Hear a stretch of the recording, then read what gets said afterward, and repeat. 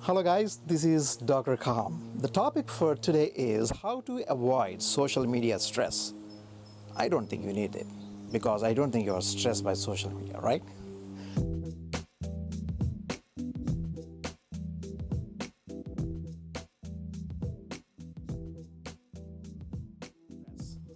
Are you stressed because of social media? Don't say no, because almost everyone, research shows that the social media stress has been increasing steadily over the past decade because we are so much exposed to Twitter, Facebook, Instagram, something else, something else. I mean, the moment you turn on your phone, there are notifications coming in and you're looking at it. And then, even if there is some kind of negative information 10,000 miles away from here, it hits you. So, how do you avoid the social media stress that we all are facing in this modern society? In the olden days, when I was growing up, all I knew as a child was school and home. That's it. Yeah, maybe once in a while, you go play and you go to your friend's home. There was limited exposure at the time to the world around you. You were in a very protected environment at the time. But now what's going on is there is so much exposure our children as well as ourselves that we are getting every single day because of the explosion of the social media. What I mean to say is something that happened probably 10,000 miles away from here has the potential to make you feel instantly very bad, negative, pessimistic about this world, right? Something could be happening in Africa, something could be happening in China, something could be happening in India, and you sitting here in the United States could be immediately affected by it. Did you see how much the world has changed over the past 15 to 20 years? And because the negative news spreads like wildfire on social media, there is so much anxiety, hatred, anger, worry that we are seeing in people these days, whether it is children or adults. Especially teenagers and youth are spending endless amount of time on Instagram, Twitter, Facebook, TikTok, like so many social media outlets these days. So how do you guard yourself as well as your children from the social media stress?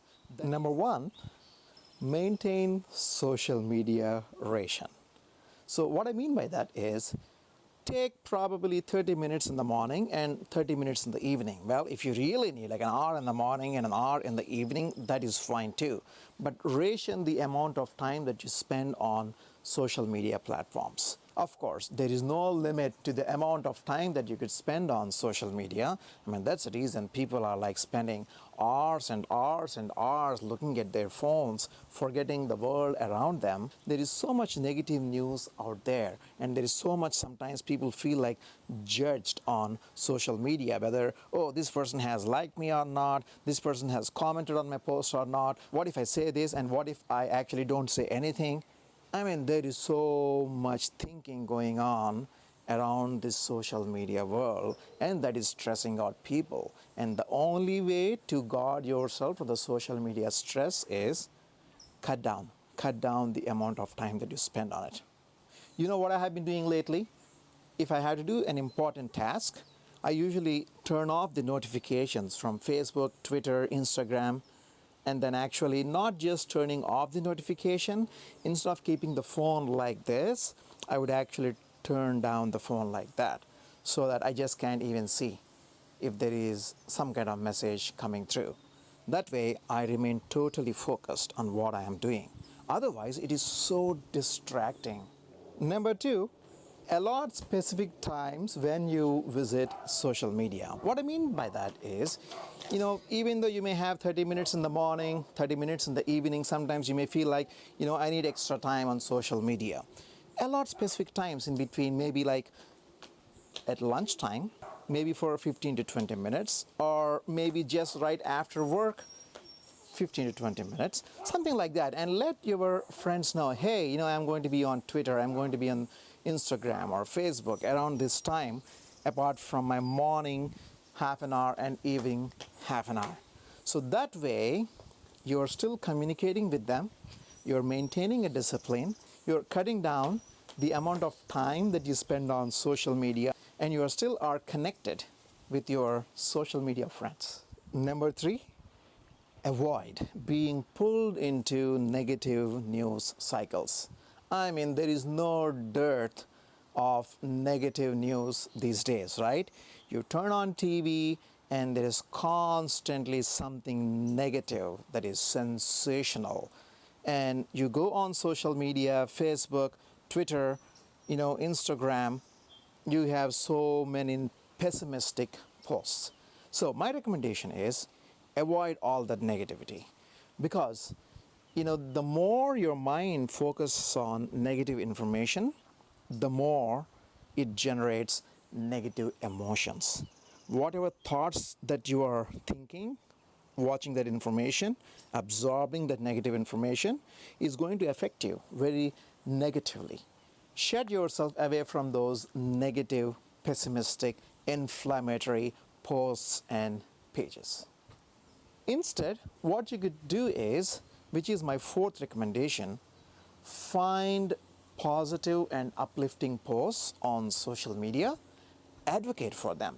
If you see something that is really good, if you see something that is uplifting, that is really helpful, share, like it, share it, and tell all your friends, hey, look, man, this is really good. Be an advocate for positive news. Also, there are so many people who have recovered from COVID, and there are so many good things that are still happening in the world. Why don't we focus on them? Why don't we share them? Why don't we share these stories of recovery and hope? And number 5, this is very, very, very important. Pay attention. Do not think all those people, the Facebook friends, the friends on the social media, do not think all of them are your real friends, right? Differentiate them from real friends.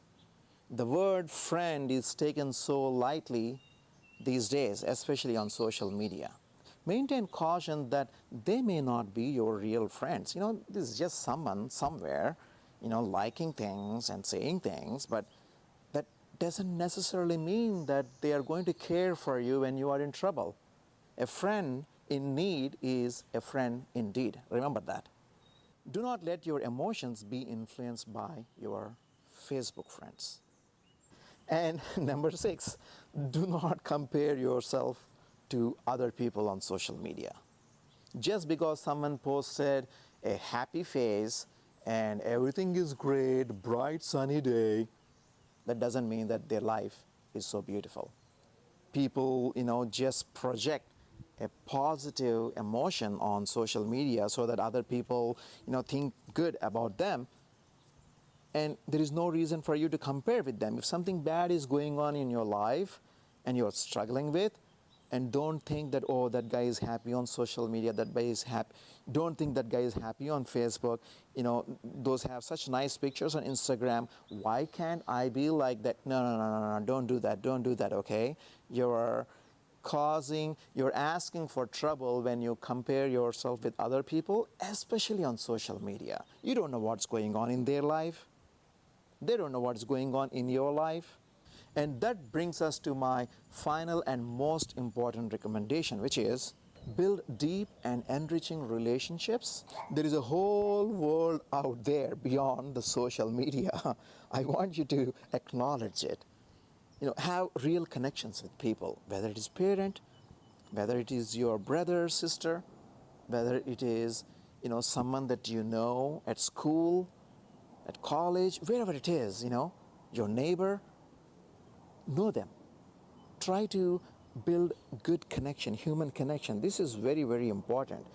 During this coronavirus pandemic, we all suddenly realized how much of social animals we are. When all the contact is cut down with people around because of home isolation, now people are feeling like, oh my God, it's so important to see my colleagues, it is so important to see my friends. Build on it. Take this opportunity, right?